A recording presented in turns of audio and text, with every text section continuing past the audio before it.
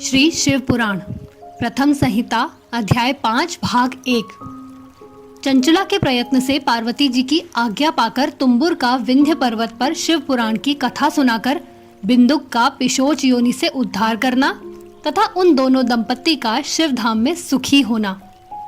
सूत जी बोले, शौनक, एक दिन परमानंद में निमग्न हुई चंचला ने उमा देवी के पास जाकर प्रणाम किया और दोनों हाथ जोड़कर वह उनकी स्तुति करने लगी। चंचला बोली, गिरिराज नंदिनी, स्कंद माता उमे, मनुष्यों ने सदा आपका सेवन किया है। समस्त सुखों को देने वाली शंभु प्रिय आप ब्रह्म स्वरूपिणी हैं। विष्णु और ब्रह्मा आदि देवताओं द्वारा सेव्य हैं।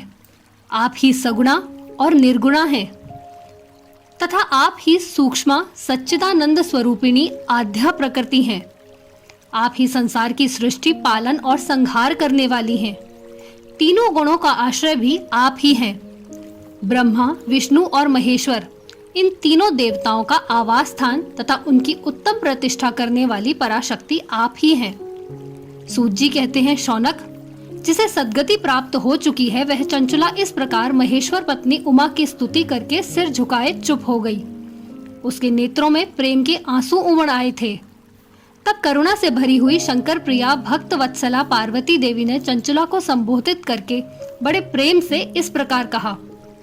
पार्वती बोली, सखी चंचुले, सुंदरी, मैं तुम्हारी की हुई इस स्तुति से बहुत प्रसन्न हूँ। बोलो, क्या वर मांगती हो? तुम्हारे लिए मुझे कुछ भी अदेय नहीं है। चंचुला बोली, निष्पाप गिरिराज कुमारी, मेरे पति बिंदुक इस समय कहाँ हैं?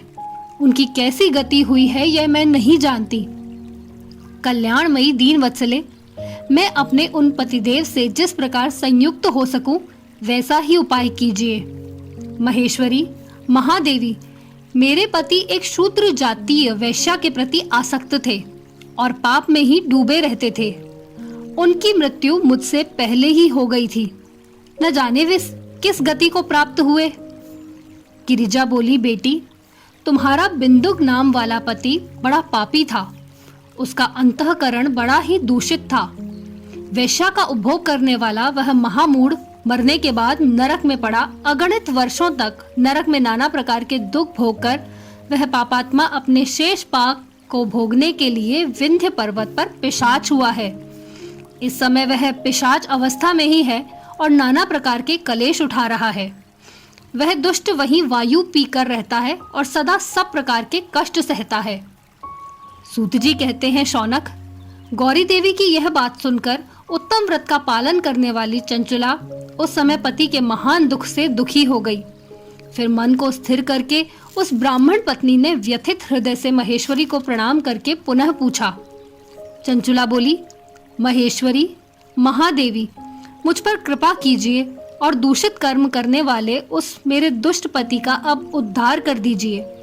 देवी, कुत्सित बुद्धि वाले मेरे उस पापात्मा पति को किस उपाय से उत्तम गति प्राप्त हो सकती है यह शीघ्र बताइए। आपको नमस्कार है। पार्वती ने कहा, तुम्हारा पति यदि शिव पुराण की पुण्यमयी उत्तम कथा सुने तो उसकी सारी दुर्गति को पार करके वह उत्तम गति का भागी हो सकता है। अमृत के समान मधुर अक्षरों से युक्त गौरी देवी का यह वचन सुनकर आदर पूर्वक चंचला ने हाथ जोड़कर मस्तक झुकाकर उन्हें बारंबार प्रणाम किया और अपने पति के समस्त पापों की शुद्धि तथा उत्तम गति की प्राप्ति के लिए पार्वती देवी ने यह प्रार्थना की कि मेरे पति को शिव पुराण सुनाने की व्यवस्था होनी चाहिए। उस ब्राह्मण पत्नी के बारंबार प्रार्थना करने पर शिव प्रिया गौरी देवी को बड़ी दया आई। उन भक्त वत्सला महेश्वरी गिरिराज कुमारी ने भगवान शिव की उत्तम कीर्ति का गान करने वाले गंधर्व राज तुम्बुर को बुलाकर उनसे प्रसन्नता पूर्वक इस प्रकार कहा। तुम्बुरो, तुम्हारी भगवान शिव में प्रीति है। तुम मेरे मन की बातों को जानकर मेरे अभीष्ट कार्यों को सिद्ध करने वाले हो। इसलिए मैं तुमसे एक बात कहती हूँ, तुम्हारा कल्याण हो। तुम मेरी इस सखी के साथ शीघ्र ही विंध्य पर्वत पर जाओ। वहां एक महाघोर और भयंकर पिशाच रहता है। उसका वृत्तांत तुम आरंभ से ही सुनो। मैं तुमसे प्रसन्नता पूर्वक सब कुछ बताती हूँ।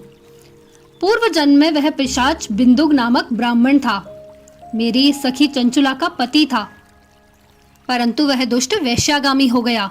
स्नान संध्या आदि नित्य कर्म छोड़कर अपवित्र रहने लगा। क्रोध के कारण उसकी बुद्धि पर मूढ़ता छा गई थी। वह कर्तव्य या अकर्तव्य का विवेक नहीं कर पाता था। अभक्ष्य भक्षण, सज्जनों से द्वेष और दूषित वस्तुओं का दान लेना, यही उसका स्वाभाविक कर्म बन गया था। वह अस्त्र शस्त्र लेकर हिंसा करता, बाएं हाथ से खाता, दीनों को सताता और क्रूरता पूर्वक पराये घरों में आग लगा देता था। चांडालों से प्रेम करता और प्रतिदिन वेश्या के संपर्क में रहता था। बड़ा दुष्ट था। वह पापी अपनी पत्नी का परित्याग करके दुष्टों के संग में ही आनंद मानता था। वह मृत्यु पर्यंत दुराचार में ही फंसा रहा। फिर अंतकाल आने पर उसकी मृत्यु हो गई। वह पापियों के भोग स्थान घोर यमपुर में गया और वहां बहुत से नरकों का उपभोग करके वह दुष्टात्मा जीव इस समय विंध्य पर्वत पर पिशाच बना हुआ है। वहीं वह दुष्ट पिशाच अपने पापों का फल भोग रहा है। तुम उसके आगे यत्न पूर्वक शिव पुराण की उस दिव्य कथा का प्रवचन करो, जो परम पुण्यमयी तथा समस्त पापों का नाश करने वाली है। श्री शिव पुराण की कथा का श्रवण सबसे उत्कृष्ट पुण्य कर्म है। उससे उसका हृदय शीघ्र ही समस्त पापों से शुद्ध हो जाएगा और वह प्रेत योनि का परित्याग कर देगा। उस दुर्गति से मुक्त होने पर बिंदुक नामक पिशाच को मेरी आज्ञा से विमान पर बिठाकर तुम भगवान शिव के समीप ले आओ।